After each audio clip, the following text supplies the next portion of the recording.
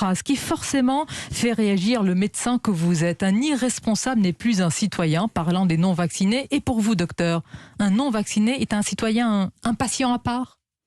Alors moi, en tant que médecin, je ne suis pas là pour juger en fait les individus, je suis là pour respecter leur choix, quel qu'il soit. Je pense que c'est important de le rappeler.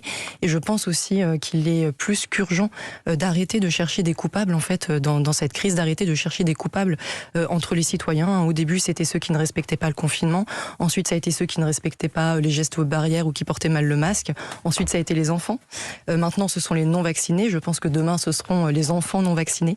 Je pense qu'il est plus qu'urgent de cesser tout ça et de se rappeler que les seuls coupables, ce sont les facteurs qui ont contribué à l'émergence et à la diffusion de cet agent infectieux à l'échelle de la planète. Nous allons en parler largement. Ça a l'air de vous heurter ce matin profondément, peut-être même dans ce qui fait la quintessence de votre mission, de votre engagement.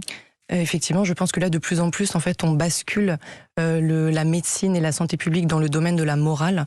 Donc, il y a des bons et des méchants, des coupables, le bien et le mal. Et en fait, la médecine, la santé publique ne devrait pas rentrer dans le champ de la morale. On doit rester uniquement dans le champ de l'éthique, où en fait, on va essayer de trouver la meilleure solution possible, celle qui va faire le moins de dommages, et donc sortir du domaine de la morale pour rester dans celui de l'éthique. Et sans être dans le domaine de la morale, docteur Alice Desbioles, est-ce qu'on peut être dans le domaine de la responsabilité et parler d'une forme d'irresponsabilité quand on n'est pas vacciné, ou alors ça vous choque et vous dites non, ce n'est pas possible aujourd'hui de dire cela? Alors, j'ai du mal à percevoir l'argument en fait sanitaire derrière. On sait bien que la vaccination, le vaccin protège bien contre les formes graves, mais n'est pas majoritairement efficace contre la transmission et la contamination. On le voit bien, c'est très documenté maintenant dans la littérature scientifique et chacun peut l'expérimenter de manière empirique. On voit bien que là, avec près de 90% de la population vaccinée, on est à plusieurs centaines de milliers de contaminations depuis le début de l'année.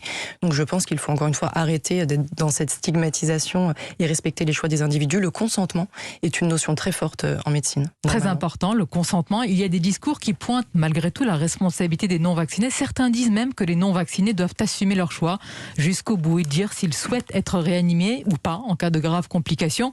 C'était notamment en tout cas un débat proposé par le professeur Grimaldi. Que ce débat se tienne ou se pose, qu'en pensez-vous ? Alors ça, c'est la question des directives anticipées et je trouve ça très bien. D'ailleurs, on recommande à toute personne de faire ces directives anticipées pour savoir si oui ou non une personne souhaiterait être réanimée en cas d'accident. Voilà, donc je pense que oui, c'est une très bonne chose que chacun fasse ses directives anticipées. C'est pas une question de statut vaccinal.